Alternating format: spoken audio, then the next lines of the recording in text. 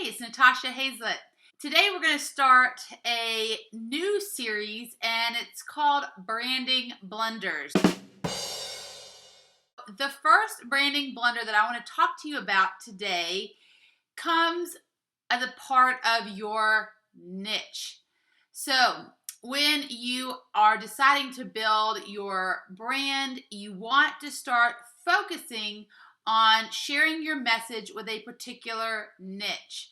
One of the big mistakes that a lot of people make is they try to market to everyone. And if you're marketing to everyone, you're marketing to no one.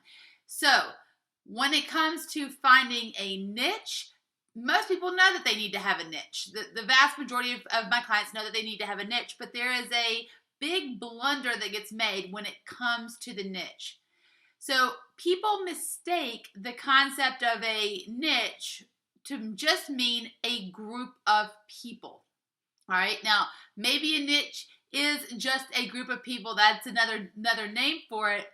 But in order for you to be profitable with your brand, your niche you have to figure out where you're going to find the people in your niche. How are you going to reach them? How are you going to market to them? All right, so just identifying a group of people is not enough to be a viable niche to market your brand to.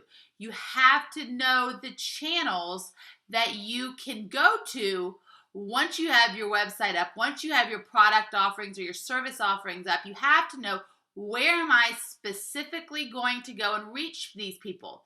Now, the next mistake that people make when it comes to figuring out how they're going to market to their niche is they'll come up with general phrases like, well, Natasha, I'm going to go and advertise on Google, or I'm going to go and advertise on Facebook. That's not good enough. Okay, you're going to need to know specifically, for example, on Facebook, you're allowed to market to people who like a certain page. So what pages do those people like? If you're going to advertise on Google using Google AdWords, you need to know what keywords are you going to be targeting. And it's not just online places like pay-per-click ads. You also want to think about what you can do offline. So are there magazines that you can advertise in? Are there trade shows where you could attend? Are there organizations that you could attend and speak at in order to reach your market? Don't get so limited to thinking you just need to do Google or Facebook or LinkedIn. I mean, those are some great places to get traffic in online marketing. But there's other things as well. Don't forget your local community. For example, when I built my law practice, I was doing community education classes, and that got me a boatload of clients. So I would go and teach a class for free and give them tremendous value, and then people would just call me and they would want to hire me. And so you need to think outside the box when it comes to these things. Another way that you can place that you could advertise is on other people's websites. So you could do like banner ads, but you need to know where your niche is hanging out. You need to have a list pretty early on in the game of where you want to market. So make that list. You know, if you're going to market on Facebook, make a list of pages with a sufficient number of fans to market to.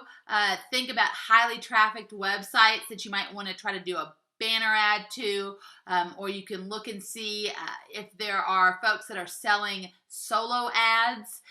So a solo ad is basically the ability to put your ad or your email and get it sent out by someone else. So you get your ad sent to someone else's mailing list.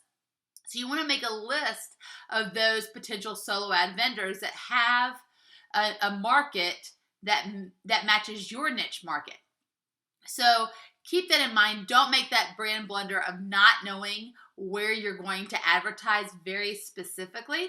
And for more tips and strategies on how to define, build, and monetize your authentic personal brand online so that you can build a business and a life you love, Visit me at natashahazlett.com. We'll see you next time. Bye-bye.